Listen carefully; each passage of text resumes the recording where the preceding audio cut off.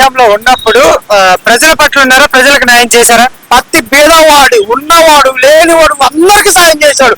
ఉన్నవాడికి ఉన్నవాడి స్థాయిలో, లేనివాడికి లేనివాడు స్థాయి, పేదవాడు స్థాయి. ఇవాళ ఉన్నవాడికే నువ్వు సాయం చేస్తున్నావు.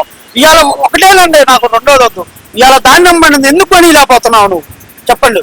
ఇవాళ మందులు కట్టలు తగ్గల, రేట్లు డబల్ అయినాయి, ఎరువులు డబల్ అయినాయి. మరి కంట్రోల్ చేయి ఎరువులు అని. ఇప్పుడు ధాన్యం తగ్గింది, మిర్చి రేట్లు తగ్గినాయి, ఎరువులు అవి కంట్రోల్ చేయి.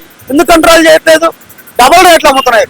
వాటికి ఒక రైతుకే న్యాయం లేదు, కానీ ఎక్కడ నువ్వు దళారులకు బాగా న్యాయం జరుగుతుంది. ఎరువుల కొట్లు ఇలా ఎక్కడికి వెళ్ళినా డబల్ రేట్లు. మరి ఇది ఎందుకు జరగట్లేదు? ఎరువుల కొట్లు డబల్ రేట్లు ఉన్నప్పుడు ధాన్యంగా డబల్ రేట్లు కొనుగోలు చేయి. మీకు రైతు భరోసా కేంద్రం ఎలా ఉపయోగపడిందండి గతంలో? ఎందుకు ఉపయోగం? దాంతో బాగానే ఉపయోగపడింది. ప్రతి రైతు వెళ్ళేవాడు ఏ పంటకు ఏమేయాలి, ఏ ముందు వేయాలి, ముందు కట్టలు అన్నీ ఇవాళ ముందు కట్టలు ఇచ్చేవాళ్ళు లేరండి.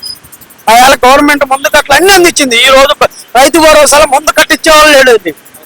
తాళాలు వేసావన్నావు బయట, నువ్వు తాళాలు వేసింది ఎవరు నష్టపోయారు? రైతు నష్టపోయారు.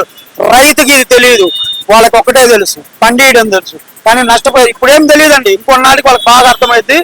2004లో 2009లో ఏ విధంగా, 2014లో ఏ విధంగా అట్టర్ ఫ్లాప్ అదే విధంగా 2029లో వచ్చినా 20 ఏళ్ళు వచ్చి నువ్వు అయిపోతావు అంతే.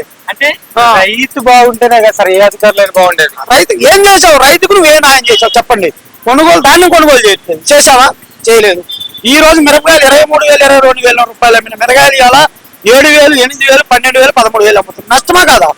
ముందు గట్ల ఆ రోజు 2,000 అమ్మింది, ఇవాళ 2,500 అమ్ముతుంది, 2,500 అమ్ముతుంది. ఒక బుట్టి 4,000 అమ్ముతుంది. నువ్వు ఇప్పుడు ఆహార ధాన్యం మనం ఎరువులకు తగ్గాలి ఇచ్చాలి. నువ్వు మిరపకాయలు తగ్గింది, పంట తగ్గింది, నువ్వు ధాన్యాన్ని తగ్గినప్పుడు ఇది కానీ తగ్గించు. ఎరువులు ఎందుకు తగ్గించలేకపోతున్నావు? ఆ రోజు సబ్సిడీలో జగన్మోహన్ రెడ్డి ప్రతి రైతు భరోసాల ముందు కట్టలు ఇచ్చాడని ఇచ్చాడు. నువ్వు ఇవాళ సబ్సిడీ ఎందుకు ఇవ్వలేకపోతున్నావు? రైతు భరోసా మూతేసాను అన్నావు, ఎందుకు ఇవ్వలేకపోతున్నావు? మూతాయి. రైతు భరోసా వేస్తున్నావు, ఓకే, సచివాలయం ఎన్ని మూతాయి? ఎందుకు? నీకు దమ్ము ధైర్యం ఉంటే నువ్వు అన్నా దండగా అని మూసేయి.